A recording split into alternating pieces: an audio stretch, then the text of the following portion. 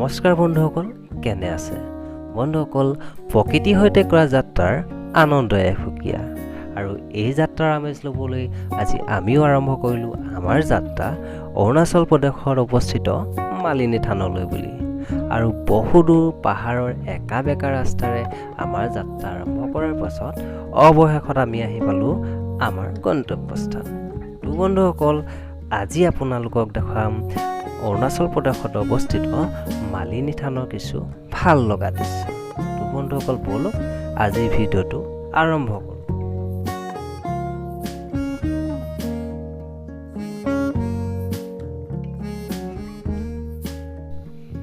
তো বন্ধুসকল, এইখনেই হৈছে মালিনী থানৰ মূল প্ৰৱেশদ্বাৰ।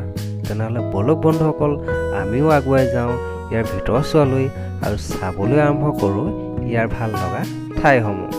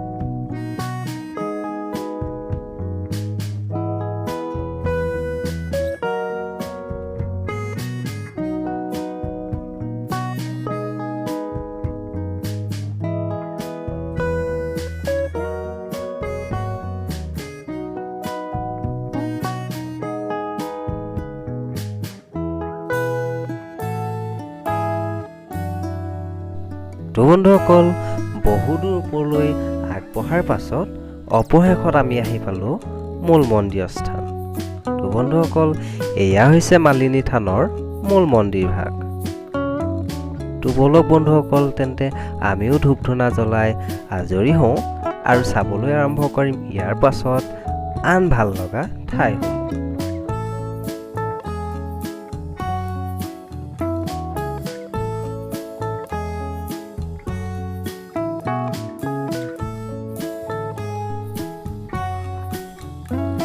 বন্ধুসকল, এয়া হৈছে প্ৰায় ৬০০০ বছৰ পুৰণি নন্দীৰ মূৰ্তি আৰু ইয়াৰ সন্মুখতে আছে শিৱলিংগ আৰু তাৰ কাষতে গণেশ মূৰ্তি।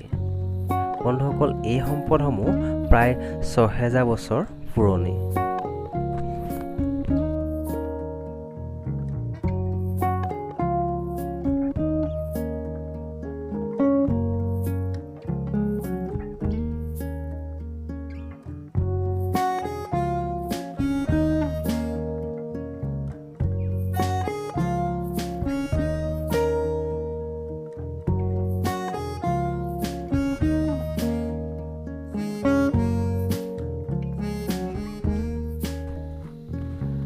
আৰু এয়া হৈছে বন্ধুসকল খনন কাৰ্যত উদ্ধাৰ হোৱা প্ৰায় ৬০০০ বছৰ পুৰণি সম্পদসমূহ।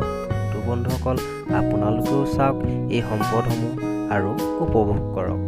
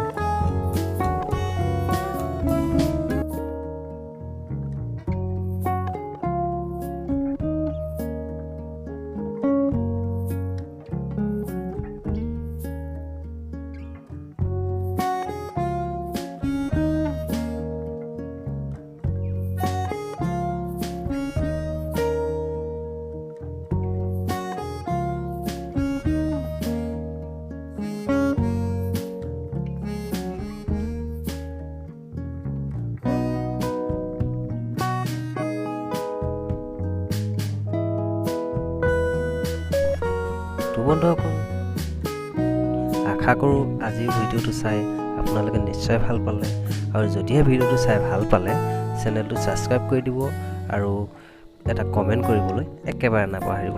শেষত বন্ধুসকল, এইয়া চাওক, দেৱীদাই আপোনালোকৰ কাৰণে পাহাৰ বগাই বগাই কপৌ ফুল আনিছে। যদিহে কাৰোবাৰ কপৌ ফুল লাগে তেন্তে কমেণ্ট কৰিবলৈ একেবাৰে নাপাহৰিব।